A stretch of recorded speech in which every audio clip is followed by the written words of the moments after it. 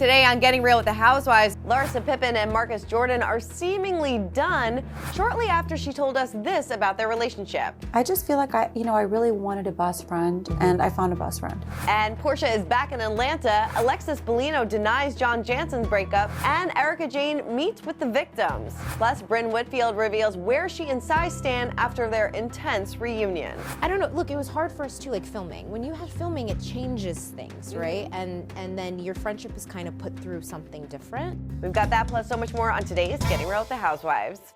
Hey everyone, Girardi here, and welcome to Getting Real with the Housewives. Kandi's out, Porsche's in, and a lot of you have some comments about that. One user said last week, Kandi, please come back next season, while another, Marie, says, no, the Kandi news breaks my heart. I'd love to know what you guys think now that Porsche is back, which we will get to in just a minute. But the big news of the week has to be Larsa Pippen and Marcus Jordan. While we thought they broke up, it turns out they did spend Valentine's Day together, so they suddenly showed each other some social media love just days after calling it quits. Now, while neither Larsa or Marcus have shared any pictures together or commented on each other's posts, they did refollow each other on Instagram on Valentine's Day, and they were seen out and about together in Miami. Now, earlier this week, the Real Housewives of Miami star sent Bravo fans into a frenzy when she wiped all traces of Marcus from her social media feed, and the following day, a source did tell Us Weekly that the twosome had parted ways. Now, they have been dating since late 2022, following her divorce from ex-husband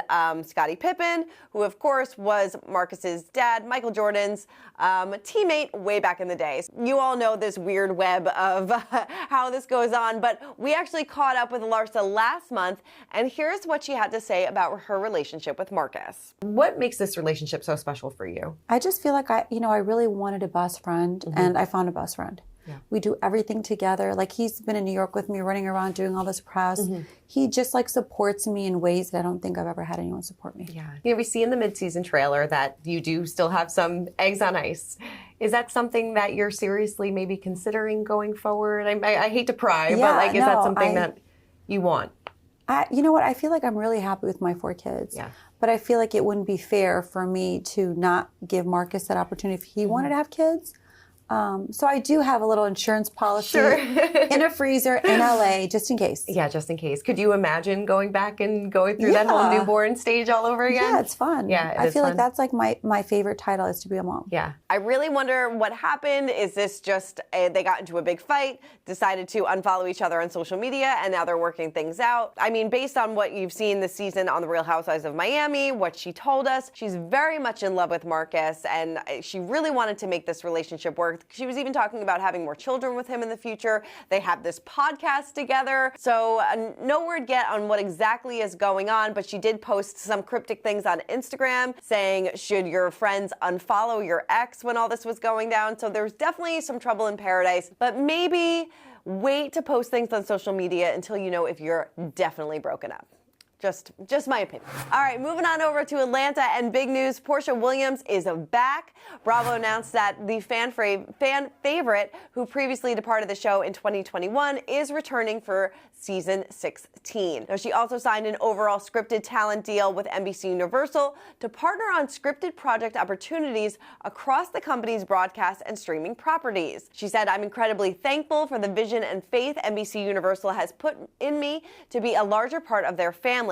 I'm looking forward to being back on The Real Housewives of Atlanta and showing the world my new world. I guess that's how they got her back. So she's going to be doing a lot across NBC in seems like the upcoming months. I know a lot of people are happy to have her back. She posted this video on social media as well. Cynthia commented, Tamara commented. So I mean, if you're gonna have Kandi leave, got to bring in somebody that's got to bring in the big guns, and that's what they did with Porsche. So it'll be interesting to see what the rest of the cast is shaped up to be, if they're going to bring back some more OGs, if maybe Cynthia will get back in the mix. I mean, she did post something on social media about this wedding video, so it left a lot of people confused. Will Sheila be coming back? Everybody always says, can Nene come back? Despite all of her lawsuits against NBC, I mean, she does make great TV. Kim is going through turmoil in her marriage, so that'll be good TV as well. So there's definitely ways to revitalize this series, which is exactly what they need. All right, moving on over to to the OC, and I feel like we talk about Alexis Bellino and John Jansen all the time, but here we are again. And they're still going strong, in case you were concerned.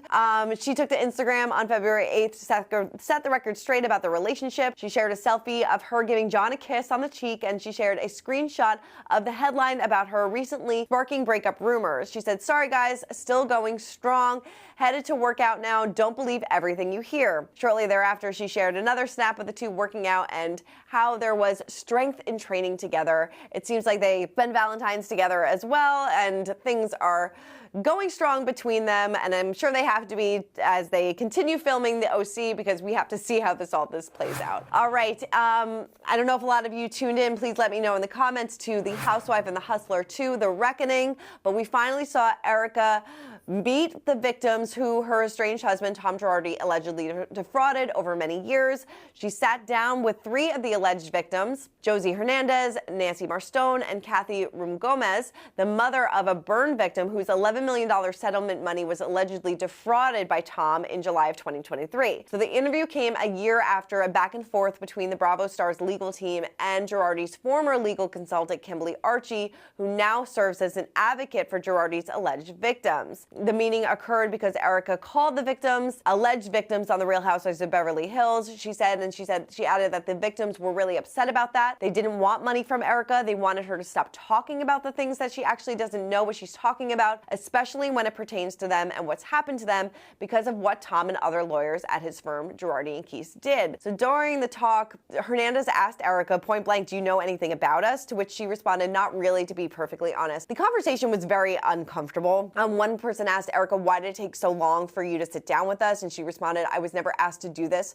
Nobody was really interested in my side of the story." This was filmed in July of 2023, so maybe her mindset has changed since then, but it was kind of hard to watch at times. It seemed like at the time Erika still had that, kind of why me mentality and wasn't as sympathetic as maybe a lot of people would have hoped for her to be. And these people were not looking for money. They were just looking for sympathy and kind of hoping that she would keep their name out of their mouth, saying, coming off of that disastrous last season on Beverly Hills, when she said she doesn't care about the victims, all she cares about is herself. I want to know if your opinions changed at all after watching this, so please let me know in the comments. All right, well, it's been several months since the RHONY finale. It seems like tensions are still high between Bren and Sai after their friendship fallout. Well, we caught up with Bren, who had this to say about their relationship, as well as her relationship with RHOBH. Take a look. How are you and Sai doing since the reunion? Yeah. Because, we left and we're like, I don't know if the friendship is going to get back to the way that it was. Yeah. So now that cameras are off, have you worked on rebuilding your friendship in this time? Yeah, honestly, I haven't seen her. Okay. I think I've seen her twice in the group setting, and I miss her. Yeah. Because it's like when you have a friend like that, and I miss her kids. That's the thing. Mm-hmm. Like, I love her kids so much. It's one thing when I love you, but if I love your kids, like, there's no getting rid of me. I am truly hopeful, because I feel like when there's a friendship like that, like, I don't know. Look, it was hard for us too, like filming. When you have filming, it changes things, right? And then your friendship is kind of put through something different. Right. So my hope is I would love to just get back into, like, it's funny. I just love, because Sai's like, then she'll become like the responsible one, Like, she's had to get me home from Casa Tribani many times, And I just like it. I just like that. I like when we're having fun. Mm-hmm. She's very sarcastic. She can be very silly. I think I bring out a very silly side for her. Sure, yeah. And she can kind of be very, like, fashion cold and whatever. And I'm like, and she doesn't like to be touched. And I'm like, no, hug.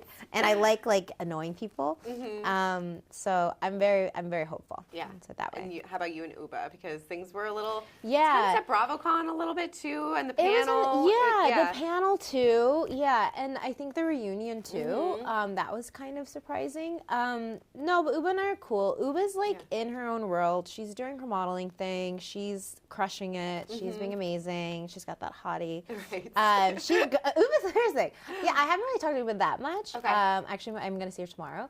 But it was good. Yeah. Yeah, but it was just because it was just doing her thing. It was got it going on right now. And I'm like, you get it. I hope that's me. RHOBH and I both, we would pray nonstop all together. We'd be like, Isha, she's like, mashallah, inshallah, we're gonna get you, whatever. And we would just, so I'm very, very happy for her. Yeah, it seems like things are still a little tense between Bren and Sai. They really haven't seen each other much since the reunion, despite being pretty good friends before cameras started rolling. But like she said, once cameras come on, friendships definitely do change. All right, well, moving over to our social spotlight, and a lot of the housewives celebrated Valentine's Day, but the ladies of New Jersey celebrated Galentine's Day. Teresa and Gia and Dolores and her daughter all went out to celebrate a Galentine's Day dinner, and we love to see it. You know, despite all of Teresa's dramas over the year, she and Dolores really have maintained a friendship since they were, you know, little. They grew up together, so it's nice to see that they were spending some time together, and hope everybody had a wonderful Valentine's Day.